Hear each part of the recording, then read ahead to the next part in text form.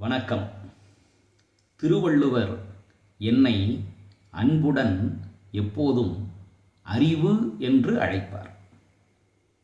ஒருமுறை அவரிடம் நான் கேட்டேன், என்னிடம் அதிகமாக இருப்பதால் அப்படி அழைக்கிறீர்களா என்று. அவர் கூறினார், கொஞ்சமாவது இருக்க வேண்டும் என்பதற்காக அப்படி அழைக்கிறேன் என்றார். அவரிடம் பேசி வெல்ல முடியுமா?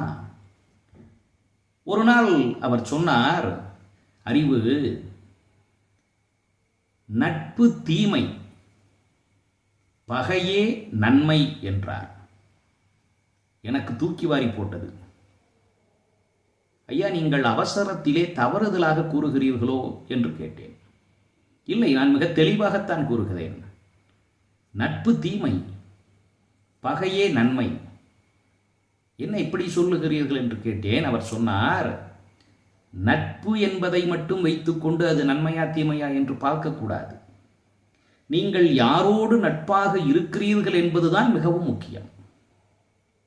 ஒருவன் அறிவில்லாத முட்டாள் ஒருவனோடு, பேதை ஒருவனோடு நெருங்கிய நட்போடு இருக்கிறான் என்று வைத்தால், அந்த பேதையினுடைய நட்பு அவனுக்கு பல பல தீமைகளை கொண்டு வந்து சேர்க்கும். மூடன் தன்னுடைய முட்டாள்தனத்தால் செய்யக்கூடிய தவறுகளுக்கு அவனுடன் இருப்பதன் காரணமாக, அவனுக்கு நண்பனாக இருப்பதன் காரணமாக நம்மையும் அக்கேடு வந்து சுற்றி கொள்ளும், பற்றி கொள்ளும். அதனால் முட்டாள்களோடு நண்பனாக இருக்கிறேன் என்று சொல்லுவதில் எந்த பெருமையும் இல்லை. இன்னும் சொல்ல போனால் அது சிறுமைதான். மாறாக அறிவுள்ள ஒருவனோடு நீ பகையாக இருந்தாலும் சரி, அது உனக்கு பெருமையை தரும். ஏனென்றால் அறிவுள்ள ஒருவனோடு பகையாக நீ இருக்கும் பொழுது உன்னுடைய புத்தி விழிப்பாக இருக்கும்.